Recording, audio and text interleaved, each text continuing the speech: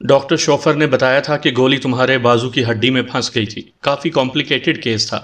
گولی نکالنے میں ڈاکٹر شوفر کو 2 گھنٹے لگے تھے، لیکن اس نے تمہارے بازو سے گولی نکال کر ہی دم لیا تھا۔ آخر میں اس کے چہرے پر مسکراہٹ ابھر آئی۔ میں سمجھ گیا کہ ڈاکٹر شوفر وہی ہے جسے الیانا نے اپنا منگیتر بتایا تھا۔ میں دل ہی دل میں الیانا کا شکریہ ادا کرنے لگا، کیونکہ وہ میری محسن تھی اور اس نے بر وقت میری مدد کی تھی۔ تاہم میں نے ممنون لہجے میں کہا، آپ کا شکریہ کہ آپ نے میری جان بچائی۔ ارے شکریہ میرا نہیں، الیانا کا کرنا، وہ ناشتہ بنا رہی ہے۔ جب وہ تمہیں ناشتے کے لیے بلانے آئے گی تو تم اس کا شکریہ ادا کر لینا۔ ماروٹ جوم نے زیر لب مسکراتے ہوئے کہا، پھر آخر میں کچھ سوچ کر استفسار کیا، یہ بتاؤ بیٹا، تم کون ہو اور کس نے تمہیں گولی ماری تھی؟ میں یہ سن کر سوچنے لگا کہ اب کیا جواب دوں۔ میں اسے کسی شک میں بھی مبتلا نہیں کرنا چاہتا تھا۔ کوئی نہ کوئی کہانی تو بنانی ہی تھی، اس لیے فوراً ہی ایک کہانی ذہن میں آ گئی اور میں گمبھیر لہجے میں گویا ہوا، مسٹر ماروٹ، میرا نام مورس ہے اور میں قریبی علاقے میں رہتا ہوں۔ ایک لڑکا ایک لڑکی کو اغوا کرنا چاہتا تھا۔ وہ لڑکی بے حد پریشان تھی اور مدد کے لیے پکار رہی تھی۔ کوئی بھی اس کی مدد کرنے کو تیار نہیں تھا اور نہ ہی کوئی جرأت کر رہا تھا، لیکن میں نے ہمت اور جرأت کی۔ اس لڑکی کو بچاتے ہوئے میری اغوا کار لڑکے سے لڑائی ہو گئی۔ اس کے پاس اسلحہ تھا اور میرے پاس کچھ نہیں۔ ہاتھا پائی کے دوران ہی مجھے گولی لگ گئی۔ فائر کی آواز پر اس لڑکے کے مزید ساتھی وہاں پہنچ گئے۔ ان کے پاس بھی اسلحہ تھا۔ لڑکے نے مجھ پر الزام لگا دیا کہ میں اس لڑکی کو اغوا کرنا چاہتا ہوں اور وہ اسے بچا رہا تھا، کہ میں نے مداخلت کی۔ اس کے ساتھ ہی مجھے گولی مارنا چاہتے تھے، اس لیے مجھے وہاں سے جان بچا کر بھاگنا پڑا۔ جھوٹی کہانی سننے کے بعد ماروٹ جوم کے چہرے پر تاسف کے تاثرات ابھرے۔ کیا وہ لڑکے اس لڑکی کو اغوا کر کے لے گئے؟ نہیں، میں نے نفی میں سر ہلاتے ہوئے جواب دیا۔ ہماری لڑائی کے دوران وہ لڑکی وہاں سے بھاگ جانے میں کامیاب ہو گئی۔ یہ سن کر ماروٹ جوم نے اطمینان بھری لمبی سانس کھینچی۔ یہ تو بہت اچھا ہوا، اس طرح اس لڑکی کی عزت بچ گئی۔ کیا تم اغوا کار لڑکوں کو پہچان لو گے؟ میں اس کی بات سن کر چونکا اور ایسے انداز میں سوچنے لگا جیسے میں ان لڑکوں کی شکلیں یاد کرنے کی کوشش کر رہا ہوں۔ مجھے خاموش پا کر وہ دوبارہ بولا، دراصل میں یہ کہنا چاہتا ہوں کہ تمہیں اغوا کاروں کے خلاف پولیس میں رپورٹ کروانی چاہیے۔ ایسے ناسوروں کو ان کے انجام تک پہنچانا ضروری ہے۔ آج کل لڑکیوں کے اغوا کی وارداتیں بہت بڑھ گئی ہیں۔ ہر دوسرے روز ایک لڑکی اغوا ہو رہی ہے۔ لڑکیوں کی عزتیں محفوظ نہیں ہیں۔ سننے میں آیا ہے کہ لڑکیوں کو اغوا کر کے انہیں مجبور کیا جاتا ہے۔ کیا تم میری بات سمجھ رہے ہو؟ میں اس کی بات سمجھ گیا تھا، لیکن میں نے جھوٹی کہانی گھڑی تھی۔ پھر ایسی صورت میں میں کیسے پولیس میں رپورٹ کر سکتا تھا؟ پولیس تو الٹا میرے ہی گلے پڑ جاتی، لینے کے دینے پڑ سکتے تھے۔ اس لیے میں نے تفہیمی لہجے میں کہا، میں آپ کی بات سمجھ رہا ہوں مسٹر ماروٹ، لیکن مجھے افسوس کے ساتھ کہنا پڑ رہا ہے کہ میں ان لڑکوں کی شکلیں نہیں دیکھ سکا تھا۔ انہوں نے چہروں پر ماسک چڑھائے ہوئے تھے، اس لیے میرا خیال ہے پولیس میں رپورٹ کرنے کا کوئی فائدہ نہیں۔ پولیس والے مجھ سے پوچھ گچھ شروع کر دیں گے کہ میں وہاں کیا کر رہا تھا وغیرہ وغیرہ۔ پھر لڑکی بھی اغوا ہونے سے بچ گئی ہے، اس لیے میرا خیال ہے مجھے اس معاملے سے دور رہنا چاہیے۔ ماروٹ جوم کی سمجھ میں شاید میری بات آ گئی تھی، اس لیے وہ ہنکاری بھر کر اٹھتے ہوئے بولا، ٹھیک ہے مورس، تم صحیح کہتے ہو۔ پولیس اغوا کار لڑکوں کو تلاش کرنے کے بجائے تم سے پوچھ گچھ شروع کر دے گی۔ تم فریش ہو جاؤ، میں ناشتہ لگواتا ہوں۔ ماروٹ جوم کے جانے کے بعد میں نے ایک ٹھنڈی سانس اپنے اندر انڈیلی۔ صد شکر کہ وہ مطمئن ہو گیا تھا اور اس نے مجھ سے میری فیملی کے بارے میں کوئی بات نہیں کی تھی، کہ میرا گھر کہاں ہے اور میرے والدین کون ہیں وغیرہ وغیرہ۔ میں باتھ روم میں گھس گیا۔ 10 منٹ کے بعد میں واش روم سے باہر آیا تو تبھی کمرے کا دروازہ کھلا اور الیانا اندر داخل ہوئی۔ وہ جینز کی پتلون اور وائٹ شرٹ میں ملبوس تھی، سر کے بال کھلے ہوئے اور کاندھوں پر لہرا رہے تھے۔ اس کے چہرے پر دل فریب مسکراہٹ تھی۔ اس کے ہاتھ میں لیدر کی ایک جیکٹ تھی۔ ہیلو مسٹر مورس، اب تمہاری طبیعت کیسی ہے؟ اس نے خوش دلی سے میرا حال پوچھا۔ میں ٹھیک ہوں، میں نے بھی خوش دلی سے جواب دیا۔ تمہارا شکریہ کہ تم نے میری مدد کی۔ تمہیں شکریہ ڈاکٹر شوفر کا کرنا چاہیے۔ اس نے شکریہ کہنے کا حقدار ڈاکٹر شوفر کو ٹھہرا دیا، جس نے 2 گھنٹے کے آپریشن کے بعد تمہارے بازو سے گولی نکالی تھی۔ انکل ماروٹ نے بتایا ہے، بہرحال تم میری طرف سے اس کا شکریہ ادا کر دینا۔ میں نے اس بات میں گردن ہلاتے ہوئے کہا، تم خود ہی اس کا شکریہ ادا کرنا۔ الیانا نے کہا، میں نے اسے آج رات ڈنر پر دعوت دی ہے، اس نے میری دعوت قبول کر لی ہے۔ یہ کہتے ہوئے وہ زیر لب مسکرانے لگی۔ میں نے اس کی آنکھوں میں چمک دیکھی تھی۔ یقیناً وہ ڈاکٹر شوفر سے محبت کرتی تھی، شاید وہ بھی اس سے محبت کرتا تھا۔ ڈنر تک؟ میں نے سوچا شاید میں ڈنر تک نہ رک سکوں، مطلب مجھے ابھی کے ابھی جانا ہوگا۔ کیا مطلب؟ وہ چونکی۔ اس کے چہرے سے مسکراہٹ غائب ہو گئی تھی۔ ابھی تمہاری حالت ایسی نہیں کہ تم سفر کر سکو۔ ڈاکٹر شوفر نے 3 روز کے لیے بیڈ ریسٹ تجویز کیا ہے اور تمہیں اس کی ہدایت پر عمل کرنا ہوگا۔ 3 روز بیڈ ریسٹ؟ 3 روز میں یہاں رہ کر کیا کروں گا؟ جب لیزا کلارا اور بابر کو میری گمشدگی کے بارے میں بتائے گی تو وہ بھی بہت پریشان ہوں گے۔ میں سوچ میں پڑ گیا۔ تبھی الیانا جیکٹ میری طرف بڑھاتے ہوئے بولی، تمہاری جیکٹ خراب ہو گئی تھی اور وہ پہننے کے قابل نہیں تھی، اس لیے میں یہ جیکٹ لائی ہوں۔ آئی ایم سوری، میرے پاس صرف یہی جیکٹ تھی۔ میں نے اسے جیکٹ لے لی۔ جیکٹ پرانی لیکن قابل استعمال تھی۔ باہر چند جگہوں پر پیون بھی لگے ہوئے تھے لیکن اندر سے وہ صاف تھی۔ میں اسے پہننے لگا تو الیانا نے آگے بڑھ کر جیکٹ پہنانے میں میری مدد کی۔ ڈیڈ نے مجھے بتایا ہے کہ ایک لڑکی کو اغوا ہونے سے بچاتے ہوئے تمہیں گولی لگی ہے۔ جیکٹ پہنانے کے بعد الیانا چند قدم پیچھے ہٹتے ہوئے بولی، ہاں، کاش تم ان کی شکلیں دیکھ پاتے۔ اس کے لہجے میں افسوس تھا۔ اس طرح پولیس انہیں پکڑنے میں کامیاب ہو جاتی۔ ایسے لڑکوں کو پکڑوانا بے حد ضروری ہے۔ کیا تمہیں ایسے لڑکوں کو پکڑوا کر خوشی ہوتی ہے؟ میں نے پوچھا۔ ہاں، وہ بلا تعامل بولی، میرے ساتھ بھی ایسا واقعہ ہو چکا ہے۔ میں اپنی فرینڈ کی شادی میں گئی تھی اور مجھے چند لڑکوں نے اغوا کرنے کی کوشش کی تھی۔ عین وقت پر ڈاکٹر شوفر وہاں آ گیا تھا اور اس نے بچایا تھا۔ مجھے ان کی محبت کی کہانی سمجھ میں آ گئی تھی۔ یقیناً ان دونوں کو ایک دوسرے سے محبت ہو گئی ہوگی، ایسا میں نے فلموں میں دیکھا ہے۔ پھر جیسے اسے کچھ یاد آیا تو وہ جلدی سے بولی، او ہو، میں تو بھول ہی گئی، میں تمہیں ناشتے کے لیے بلانے آئی تھی۔ چلو آؤ، ناشتہ ٹھنڈا ہو رہا ہے۔ میں اس کے ساتھ ایک کمرے میں آ گیا۔ وہ کمرہ کچن سے ملحق تھا، جسے شاید ڈائننگ ہال کے طور پر بھی استعمال کیا جاتا تھا۔ مارویٹ جوم ٹیبل پر اخبار کھولے بیٹھا تھا اور ٹیبل پر ناشتے کے لوازمات موجود تھے۔ ہم آمنے سامنے والی کرسیوں پر بیٹھ گئے۔ ہمارے بیٹھتے ہی مارویٹ جوم نے اخبار طے کر کے ایک سائڈ پر رکھا اور پھر ہم ناشتے میں مصروف ہو گئے۔ میں نے غور کیا، اس گھر میں شاید وہ باپ بیٹی ہی رہتے تھے، کیونکہ میں نے وہاں کسی تیسرے شخص کو نہیں دیکھا تھا اور نہ ہی اس کی موجودگی محسوس کی تھی۔ ناشتے کے بعد الیانا تو برتن سمیٹنے میں مصروف ہو گئی، جبکہ مارویٹ جوم میری طرف متوجہ ہو گیا۔ اس نے میرے بارے میں پوچھا تھا کہ میں کون ہوں، میرا تعلق کہاں سے ہے اور میرے والدین کیا کرتے ہیں، وغیرہ وغیرہ۔ یہاں بھی مجھے جھوٹی کہانی گھڑنی پڑی۔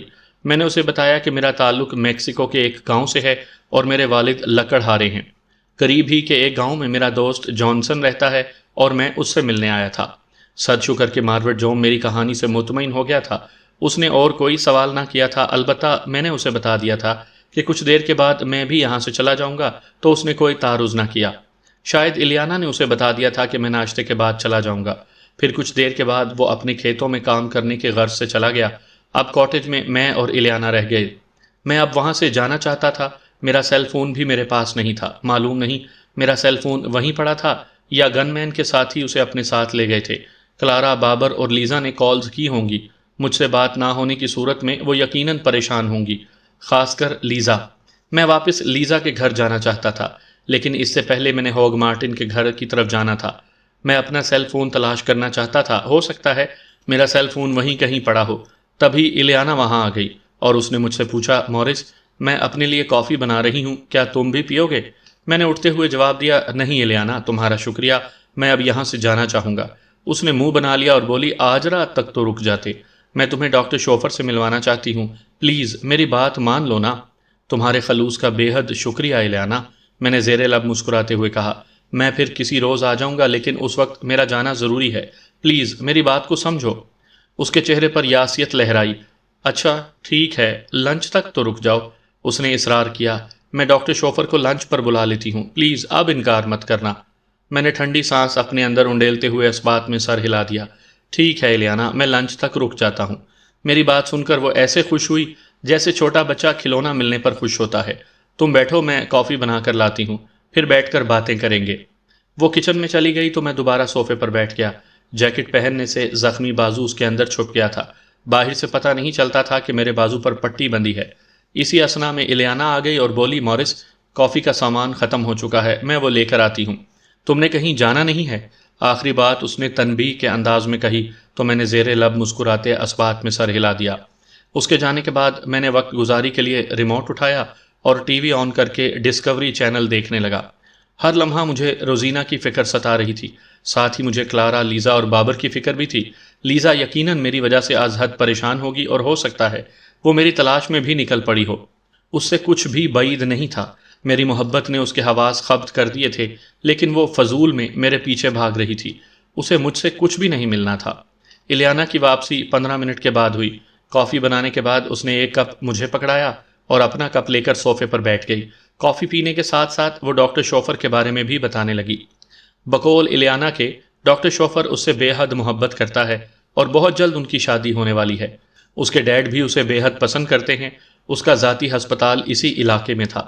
کافی کا سپ لیتے ہوئے اچانک الیانا کو کچھ یاد آیا تو وہ بولی، مورس، میں جب کافی کا سامان لے کر واپس آ رہی تھی تو میں نے بازار میں 2 آدمیوں کو دیکھا۔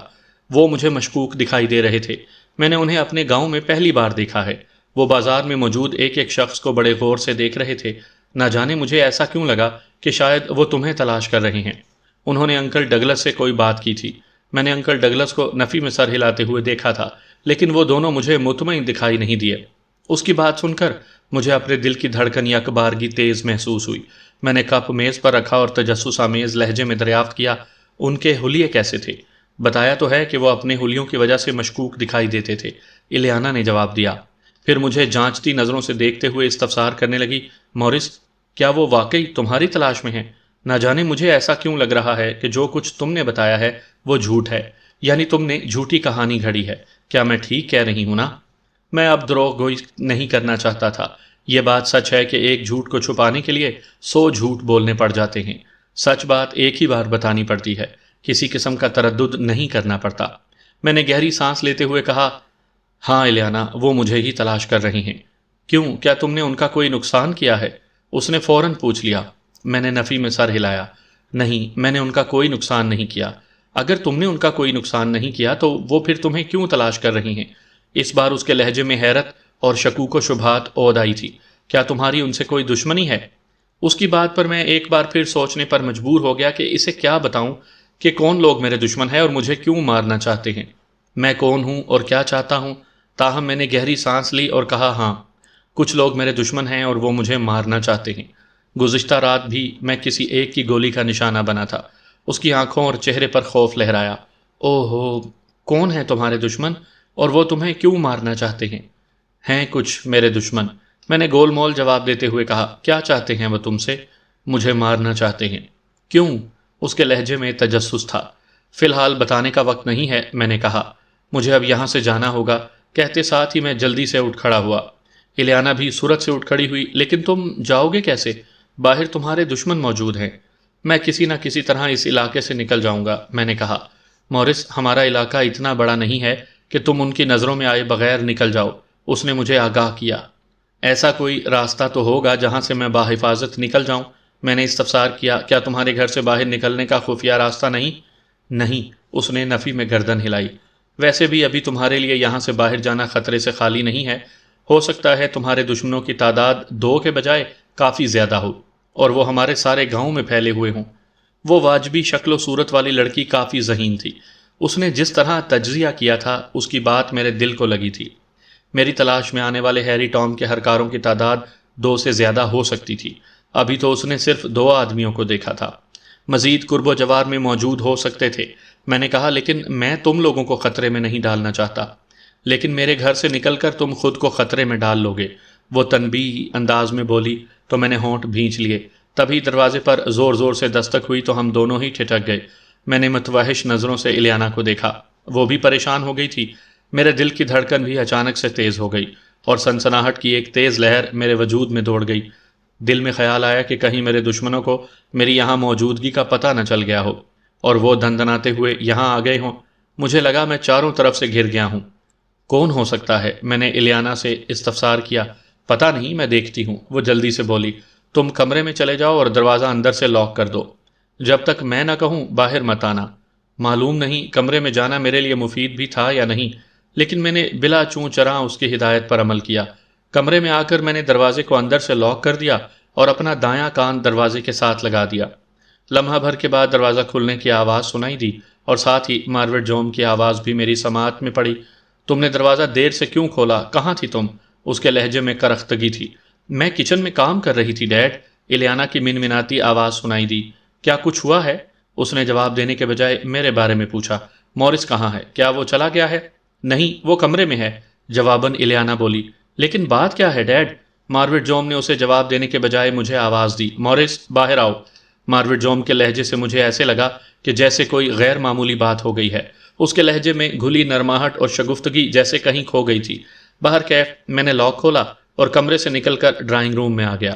ڈرائنگ روم میں مارویٹ جوم اپنے کولوں پر ہاتھ رکھے کھڑا بغور میری طرف دیکھ رہا تھا۔ اس کے چہرے پر سختی تھی۔ اس وقت وہ پہلے والا مارویٹ جوم دکھائی نہیں دیا۔ میں اس کے قریب پہنچا تو اس نے اپنے لہجے میں نرمی لاتے ہوئے استفسار کیا، مورس کون ہو تم؟ میں کہتے کہتے رکا۔ کوئی جواب نہیں بن پا رہا تھا۔ کیا تم ٹیررسٹ ہو؟ مجھے خاموش پا کر اس نے کہا تو میں بے اختیار چونکا۔ ٹیررسٹ؟ مجھے کس نے ٹیررسٹ بنا دیا تھا؟ الیانا بھی حیرت زدہ تھی۔ نہیں، میں نے پورے اعتماد سے کہا، میں ٹیررسٹ نہیں ہوں۔ جانتے ہو، دو لوگ جو خود کو خفیہ ایجنسی کا بتاتے ہیں تمہیں تلاش کر رہے ہیں۔ کہتے ہیں کہ ایک مسلمان ٹیررسٹ ہمارے علاقے میں آ کر کہیں چھپ گیا ہے۔ نہیں، وہ جھوٹ بولتے ہیں۔ میں نے جوش غیظ سے جواب دیا، نہ ہی میں ٹیررسٹ ہوں، نہ ہی وہ خفیہ ایجنسی کے افراد ہیں۔ وہ میرے دشمن ہیں اور مارویٹ جوم نے سرعت سے میری بات کاٹی۔ ہم کیسے یقین کر لیں کہ تم ٹیررسٹ نہیں ہو اور وہ یہ بھی بتا رہے ہیں کہ تم مسلمان ہو؟ تو کیا مسلمان دہشت گرد ہیں؟ اس بار میں نے چبھتے ہوئے لہجے میں پوچھا۔ مجھے غصہ آ گیا تھا۔ میرے تو خواب و خیال میں بھی نہیں تھا کہ میرے دشمن مجھے مسلمان دہشت گرد مشہور کر رہے ہیں۔ میرے سوال پر مارویٹ جوم کو چپ لگ گئی۔ وہاں ایسی خاموشی طاری ہو گئی جیسے ہم سب کو سانپ نے سونگھ لیا ہو۔ البتہ ہمیں ایک دوسرے کے سانس لینے کی ہلکی ہلکی آوازیں سنائی دیں۔ مارویٹ جوم اور الیانا دونوں کی نظریں مجھ پر جمی ہوئی تھیں۔ تو پھر تم کون ہو؟ چند لمحوں کے بعد مارویٹ جوم نے جواب دینے کے بجائے مجھ سے میری شخصیت کے بارے میں دریافت کیا۔ اپنے بارے میں خود ہی بتا دو تاکہ ہمیں اطمینان ہو جائے کہ ہم نے واقعی مسلمان ٹیررسٹ کو پناہ نہیں دی۔ کیا آپ لوگ میری بات کا یقین کریں گے؟ میں نے سوال کیا۔ اگر تم سچ بتاؤ گے تو میں یقین کر لوں گا، ورنہ دوسری صورت میں تمہیں پولیس کے حوالے کرنے میں ایک لمحے کی بھی تاخیر نہیں کروں گا۔ یہاں کے پولیس اسٹیشن کے انچارج سے میرے بہت اچھے تعلقات ہیں، مارویٹ جوم نے گمبھیر لہجے میں کہا۔ میں نے اسبات میں گردن ہلا دی۔ پھر ہم تینوں ہی صوفوں پر بیٹھ گئے۔ کچھ دیر میں سوچتا رہا کہ بات کہاں سے شروع کروں۔ ذہن میں الفاظ ترتیب پا گئے تو میں نے بولنا شروع کیا۔ مسٹر مارویٹ، یہ سچ ہے کہ میں مسلمان ہوں۔ میں نے لمحہ بھر توقف کیا۔ میرا نام علی ہے اور میرا تعلق پاکستان سے ہے۔ میں امریکہ میں اپنی بہن کو تلاش کرنے آیا ہوں جسے پورنوگرافک گروہ نے اغوا کر لیا تھا۔ پھر میں نے انہیں تفصیلی بتا دیا تو وہ حیران رہ گئے۔ میں نے مارویٹ جوم اور الیانا کے چہروں اور آنکھوں میں ابھرے ہوئے تاثرات سے اندازہ لگا لیا کہ انہیں میری داستان کا یقین ہو گیا ہے۔ یہاں تک کہ مارویٹ جوم اور الیانا کی آنکھوں میں میرے لیے ہمدردی کے تاثرات بھی تھے۔ مجھے افسوس ہوا ہے تمہاری بہن کا سن کر، مارویٹ جوم نے ترہم آمیز لہجے میں کہا۔ ہمارے معاشرے میں یہ برائی اپنی جڑ مضبوط کر چکی ہے۔ اس کے سد باب کے لیے اقدامات نہیں ہو رہے۔ پچھلے چند روز پہلے میں نے بھی اخبار میں لڑکیوں کے اغوا کی خبریں پڑھی تھیں۔ چند ایک گروہ بھی پکڑے گئے ہیں لیکن بڑے گروہ پر ابھی تک کسی نے ہاتھ نہیں ڈالا۔ میں تمہاری ہمت کی داد دیتا ہوں کہ تم نے ایک بہت بڑے گروہ سے ٹکر لی ہے، اور مجھے امید ہے کہ تم اپنے مقصد میں نہ صرف کامیاب ہوگے بلکہ ہیری ٹام اور اس جیسے کئی لوگوں کے سیاہ چہرے منظر عام پر لاؤ گے جنہوں نے شرافت کے لبادے میں سیاہ چہرے چھپائے ہوئے ہیں۔ انشاءاللہ، میں نے دل ہی دل میں کہا۔ فی الحال تمہارا یہاں سے جانا خطرے سے خالی نہیں ہے۔ تمہیں انتظار کرنا ہوگا۔ کسی کو معلوم نہیں ہے کہ تم یہاں چھپے ہوئے ہو۔ اگر گاؤں کے لوگوں کو پتہ چل گیا کہ تم میرے پاس چھپے ہوئے ہو تو وہ یقین کر لیں گے کہ تم ٹیررسٹ ہو۔ وہ ڈنڈے لے کر یہاں پہنچ جائیں گے اور پھر تمہارا یہاں سے بچ نکلنا ناممکن ہو جائے گا۔ جب وہ لوگ یہاں سے چلے جائیں تب میں تمہیں باحفاظت یہاں سے نکال لوں گا۔ میری بات سمجھ رہے ہو نا؟ جی، میں سمجھ گیا ہوں۔ اوکے، کہتے ساتھ ہی وہ اٹھ کھڑا ہوا۔ میں باہر جا کر ان لوگوں پر نظر رکھتا ہوں، یہ بہت ضروری ہے۔ مارویٹ جوم کے جانے کے بعد اچانک مجھے ڈاکٹر شوفر کا خیال آیا تو میں نے الیانا کی طرف دیکھتے ہوئے کہا، الیانا، کیا تمہارے منگیتر ڈاکٹر شوفر نے میرے بارے میں کسی کو کچھ بتایا تو نہیں ہوگا؟ میری بات سن کر تو الیانا ایسے اچھل کر کھڑی ہو گئی جیسے صوفوں سے یکدم سپرنگوں نے نمودار ہو کے اسے اچھال دیا ہو۔ شاید اسے ڈاکٹر شوفر کا خیال نہیں آیا تھا۔ وہ اجلت بھرے لہجے میں بولی، او ہو، اس کا تو مجھے خیال ہی نہیں رہا۔ وہ تو پیٹ کا بہت ہلکا ہے۔ مجھے فوری طور پر جانا ہوگا، تم یہیں بیٹھو، میں دروازہ لاک کرتی جاتی ہوں۔ کہتے ساتھ ہی وہ انتہائی اجلت میں گھر سے نکل گئی۔ جاتے وقت وہ بیرونی دروازہ لاک کر گئی تھی۔ میں بھی کمرے میں ٹہلنے لگا۔ مجھے ڈاکٹر شوفر کا اچانک ہی خیال آیا تھا کہ میری تلاش میں سرگرداں ہرکارے اس سے بھی مل سکتے ہیں، کیونکہ یہ امکان تھا کہ میں جب یہاں آیا تھا تو زخمی حالت میں تھا۔ میں دل میں دعا گو تھا کہ ہرکاروں نے ڈاکٹر شوفر سے ملاقات نہ کی ہو۔ بقول الیانا کے ڈاکٹر شوفر پیٹ کا ہلکا ہے اور وہ ہرکاروں کو میرے بارے میں بتا سکتا ہے کہ میں الیانا کے گھر موجود ہوں۔ پھر وہ یہاں آنے میں ایک لمحے کی بھی دیر نہیں لگائیں گے۔ حالانکہ کہا جاتا ہے کہ عورتیں پیٹ کی ہلکی ہوتی ہیں، ان کے پیٹ میں کوئی راز نہیں ٹکتا، لیکن چند مرد بھی ایسے ہوتے ہیں جو پیٹ کے ہلکے ہوتے ہیں اور وہ کسی کا راز نہیں رکھ سکتے۔ وقت گزرنے کے ساتھ ساتھ میری بے چینی بھی بڑھتی جا رہی تھی۔ یہ بے چینی الیانا کے آنے پر ہی ختم ہوگی۔ یہ انتظار 25 منٹ پر محیط رہا تھا۔ الیانا آ گئی۔ اس کے چہرے پر اطمینان کے تاثرات دیکھ کر میں سمجھ گیا کہ سب کچھ ٹھیک ہے۔ الیانا نے بتایا کہ ڈاکٹر شوفر سے ملنے کوئی نہیں آیا، اور اگر آیا بھی تو وہ کسی سے کچھ نہیں کہے گا۔ کیا وہ تمہیں دوبارہ کہیں دکھائی دیے؟ میں نے دریافت کیا۔ ہاں، الیانا نے اس بات میں گردن ہلائی۔ وہ ابھی تک بازار میں موجود ہیں۔ میں نے انہیں ایک ہوٹل میں بیٹھے دیکھا ہے۔ ڈیڈ بھی اسی ہوٹل میں موجود ہیں۔ میں نے اس بات میں گردن ہلا دی۔ مجھے کلارا یا لیزا کے سیل نمبرز بھی یاد نہیں تھے، ورنہ میں انہیں کال کر کے موجودہ صورتحال سے آگاہ کر دیتا۔ بابر کے پاس بھی امریکی سم تھی، اور بدقسمتی سے مجھے اس کا نمبر بھی یاد نہیں تھا، کیونکہ مجھے ضرورت ہی محسوس نہیں ہوئی تھی۔ ان کے نمبرز میرے سیل فون میں ہی محفوظ تھے۔ اب میں سوچ رہا تھا کہ میں ایسا کیا کروں کہ میرا ان میں سے کسی سے رابطہ ہو جائے۔ کیا سوچ رہے ہو مورس؟ دفعتاً الیانا نے کہا تو میں خیالات کی دنیا سے باہر نکل آیا۔ اس نے میرا اصلی نام علی نہیں لیا تھا۔ الیانا، میں سوچ رہا ہوں کہ میں اپنے ساتھیوں سے کیسے رابطہ کروں۔ میں نے اپنی پریشانی بتائی۔ کیا تمہیں کسی کا فون نمبر یاد ہے؟ اس نے بھی وہی بات کی جو کچھ لمحے پہلے میرے ذہن میں تھی۔ نہیں، میں نے نفی میں گردن ہلائی۔ میں نے بتایا تو ہے کہ میرا فون کل رات ہی گر گیا تھا۔ سب کے رابطے نمبر اسی میں ہیں۔ اچھا، کچھ سوچتی ہوں، تم پریشان نہ ہو، الیانا نے کہا۔ مارویٹ جوم کی واپسی دوپہر کے وقت ہوئی۔ اس دوران الیانا کھانا تیار کر چکی تھی۔ ڈاکٹر شوفر بھی آ گیا تھا۔ وہ دراز قد، خوش شکل اور گوری رنگت کا نوجوان تھا۔ اس کے سر کے بال گھنگریالے تھے۔ الیانا اور اس کا جوڑ نہیں بنتا تھا، لیکن محبت گوری یا کالی رنگت نہیں دیکھتی۔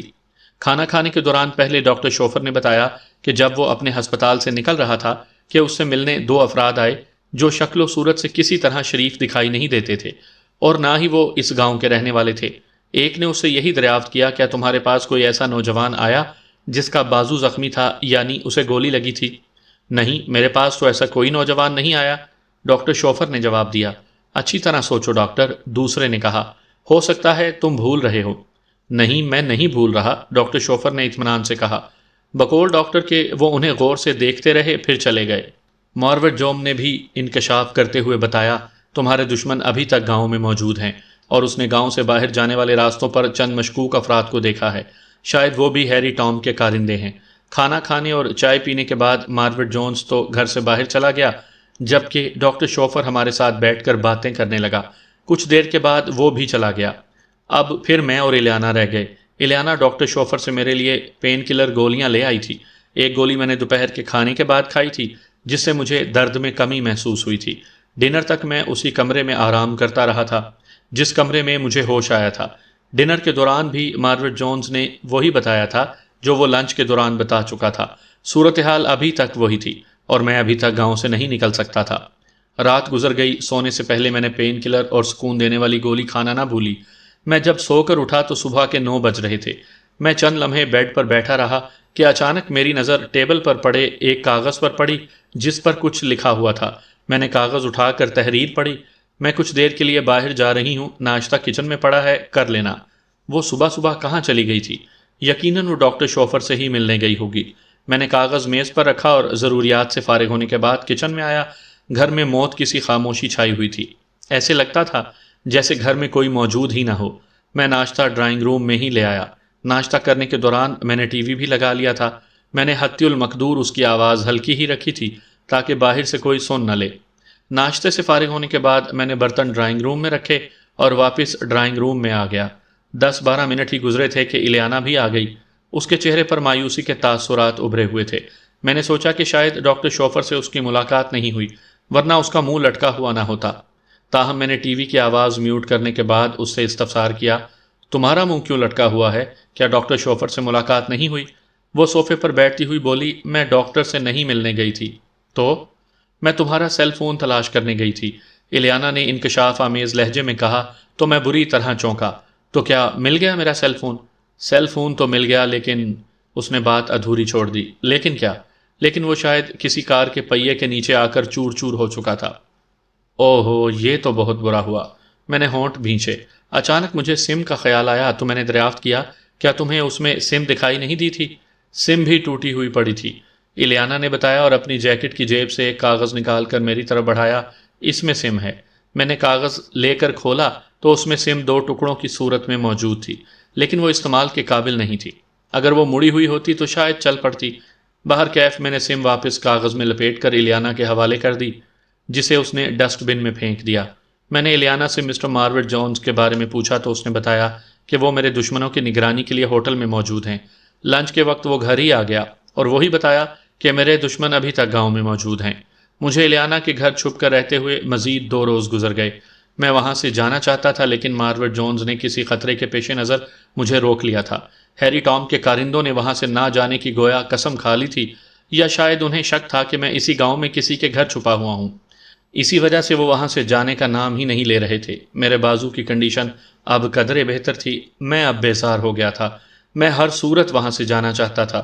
مجھے کلارا اور بابر کی فکر تھی، وہ یقیناً میری وجہ سے نہ صرف پریشان ہوں گے بلکہ ہو سکتا ہے انہوں نے مجھے تلاش بھی کیا ہو۔